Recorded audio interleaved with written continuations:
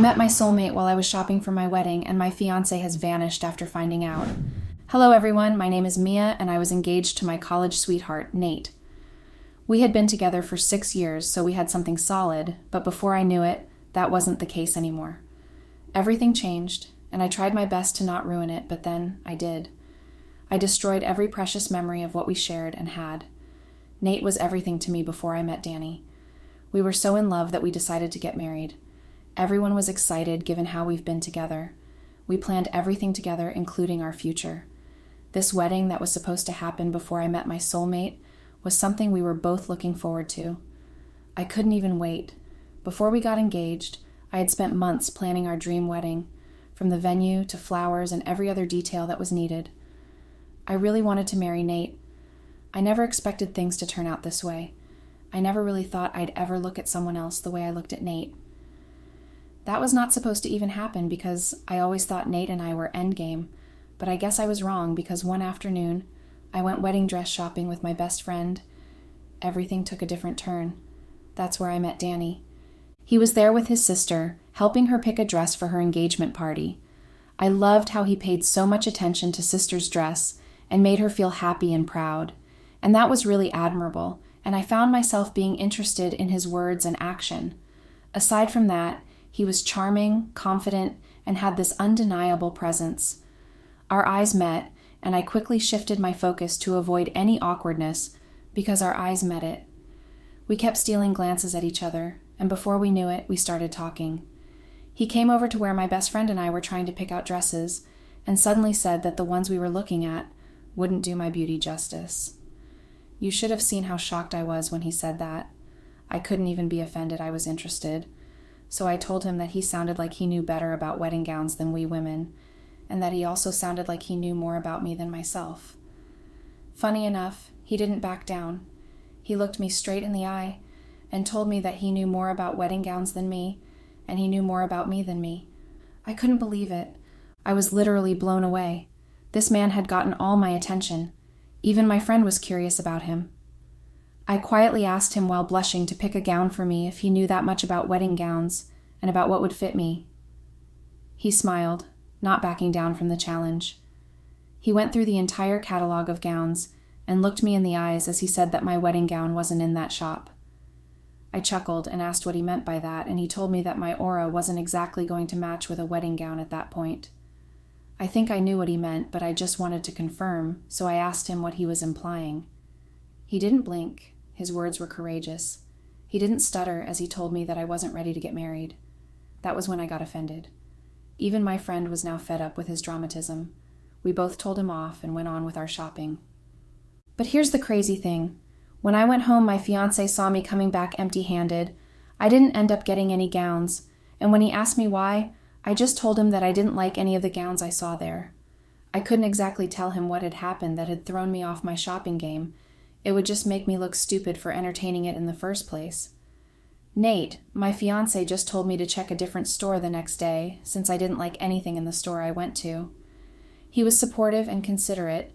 He even gave me a head massage to help me calm down, and it helped, but my head was still stuck on that rude guy in the wedding gown shop. The next day I decided to do like Nate said and try out another shop. I went to one of the shops that my friend had recommended, but she couldn't come because she had other business to attend to. It had a good feeling about the store because it was even bigger, and from what I heard, they had all the trending designs. I pushed the doors and walked through them like I owned the place. I was confident and felt like nothing could burst my bubbles, but when I got in, I saw the rude guy from the previous day. My eyes bulged open and I almost turned around and went back out of the shop, but he had already spotted me.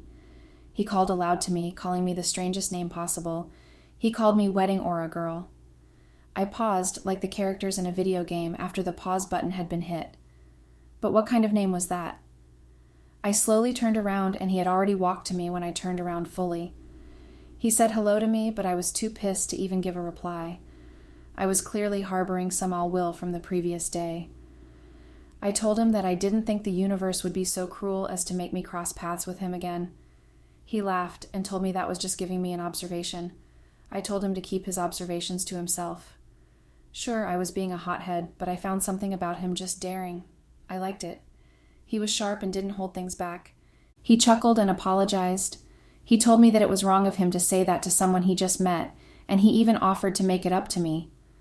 I told him that there was nothing he could possibly do to make it to me. He laughed and told me that I should give him a chance, that he could surprise me. I was hesitant, but I agreed. You could say I was curious about him. More than curious, I was interested in what he was about. He was like a puzzle I wanted to crack so badly, because I couldn't wrap my head around how he put me down by saying that I wasn't wedding material, at least that what I interpreted it as, to suddenly asking me to make it up to me. I agreed to let him make it up to me, and as though that was not enough, just to spite him, I told him that he'd help me pick a wedding gown. And you should have seen the look on his face. It was freaking priceless. His facial expression went from pure shock to laughter to being impressed. He even clapped slowly for me and said, "Touché," and I must say it was very satisfying. He looked in my eyes and told me to lead the way. He actually walked around with me, giving me his opinion on every gown I touched, and every single one of those opinions were cruel, although he said he was trying his best to be nice, and I knew he was. But the point is, it was still annoying. When I'd given up on finding a wedding gown, I sat on a couch in the store, exhausted and frustrated. That was when he told me to give him a second. He left, and after almost 10 minutes, when I had started thinking he had ran off on me, he returned with a gown in his hand. I was curious, so I sat up immediately, straightening my back in contrast to slouching position I was sitting in while waiting for him. He handed it to me and asked me to check it out. I was bedazzled from the moment my hands touched the fabric.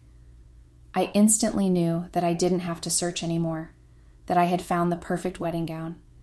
I tried it out, and it was even more perfect than I hoped. I asked him how I looked, and his words to me stuck like a dart to a board. He told me that I looked like I was dressed in the starry night sky. He told me that I was so beautiful it was almost blinding. I didn't know when I started blushing. I subtly thanked him and looked into his eyes. There was something in his eyes that I couldn't quite place, but it had me interested. That was when I asked him what his name was, and he introduced himself as Danny. It was such a common name for an uncommon soul. He told me that he still had to make it up to me. I didn't understand what he meant because in my eyes, he had made it up to me already. I said to him, and he smiled and told me that I was hilarious. I went to pay for the gown, and I was told that it had already been paid for. Danny had paid for it. He was very complicated to me. I didn't understand him.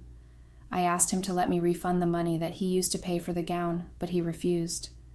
He took me to a restaurant where he ordered a dish for me, not even bothering to ask what I wanted to eat. I was so stunned by this behavior.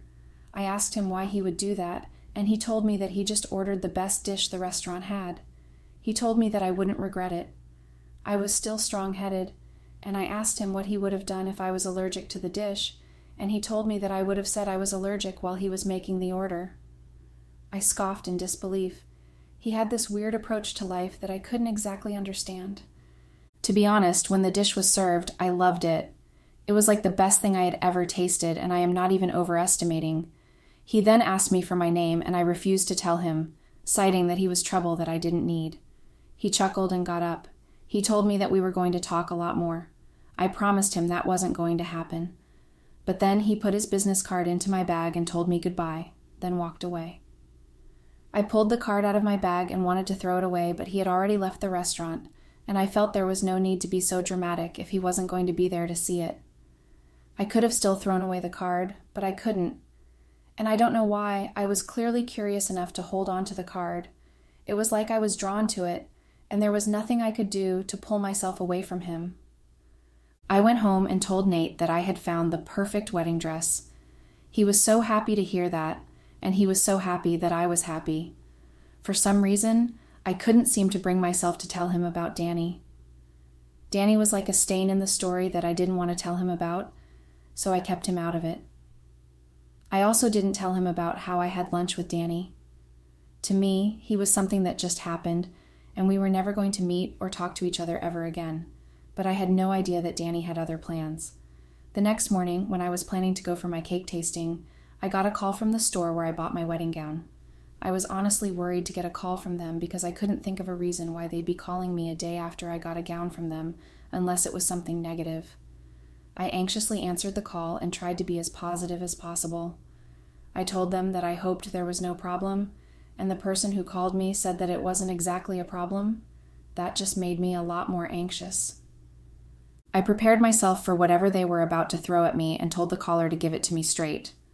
First cleared her throat and told me that the man who paid for my gown had made a double payment, and since my details were what was on the receipt, they couldn't reach him, which was why they were calling me. Ask if I had his account details or his contact at least so they would be able to contact him. I asked my teeth and closed my eyes in exhaustion at just the thought of talking to Danny again. I honestly thought he was now in my past. I honestly thought he was somebody I could forget, but evidently the universe had all the plans. But if I was being honest, I didn't think the universe had any hand in this. I think it was Danny who purposely schemed and figured out a way for me to reach out to him. But I wasn't going to fall for that.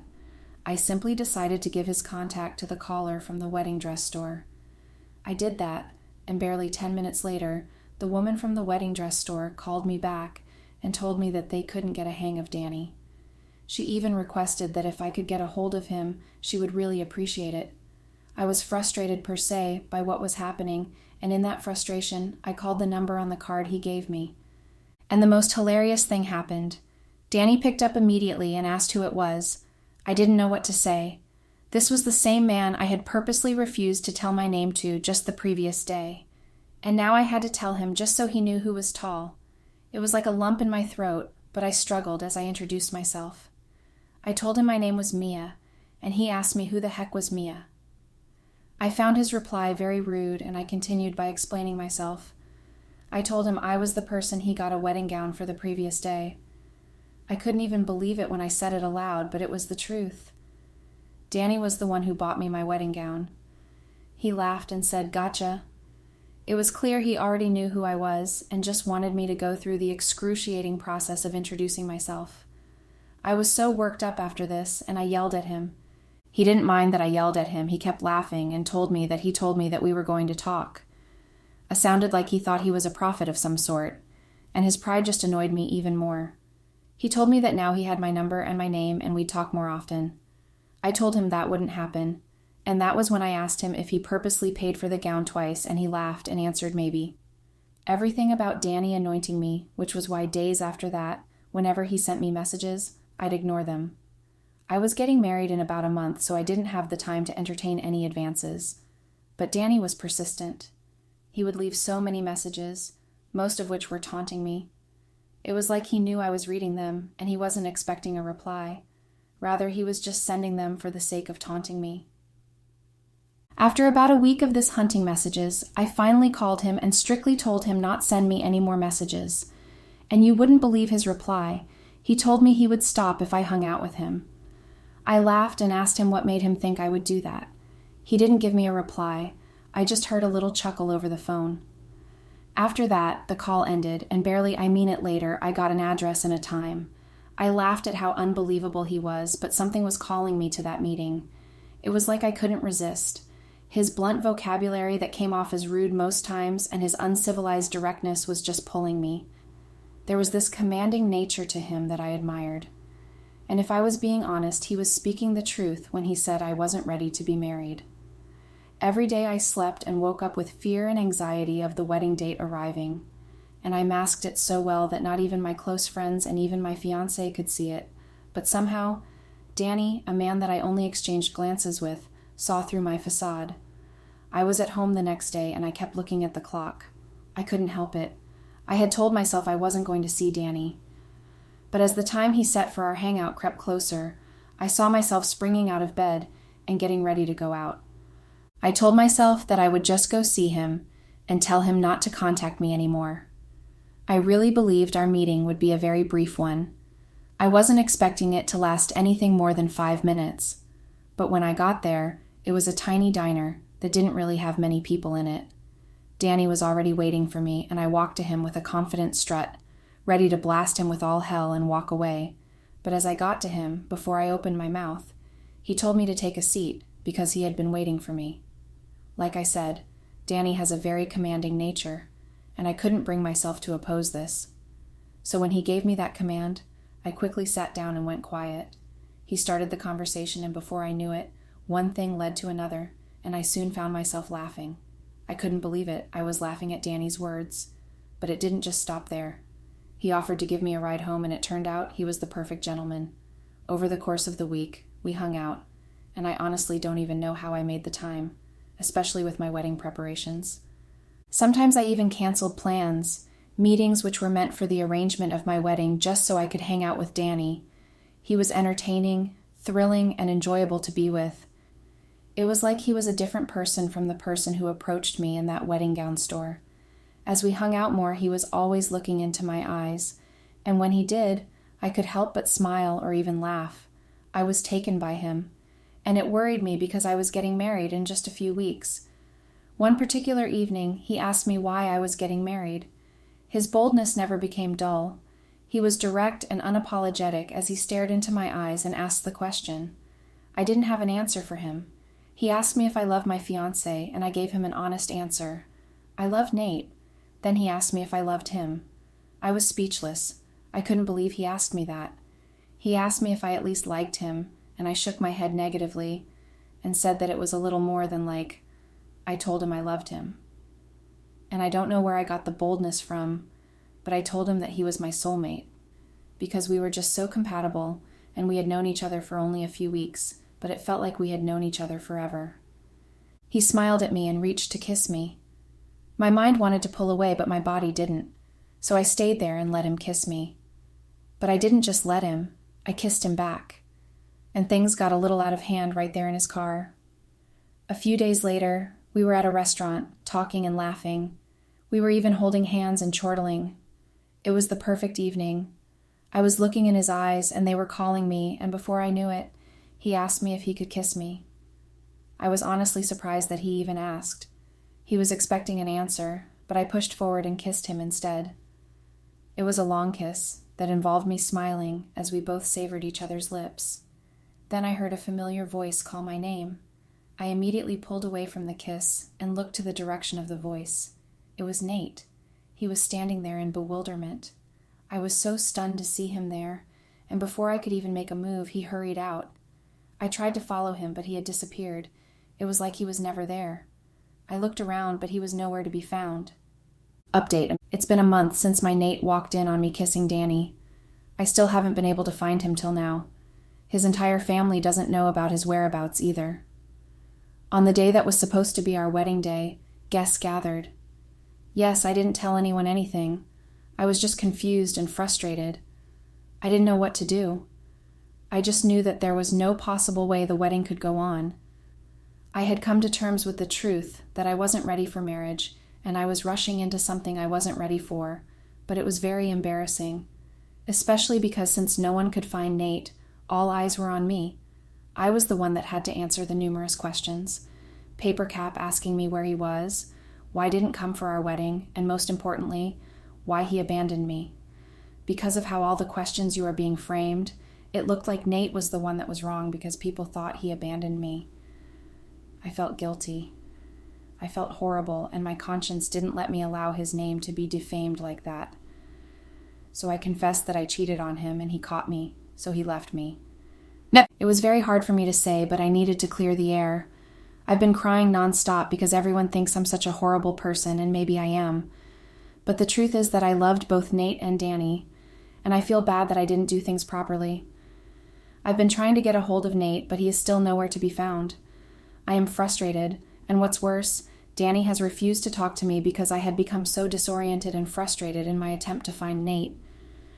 He asked me to decide on what I want, and I should only find him when I do.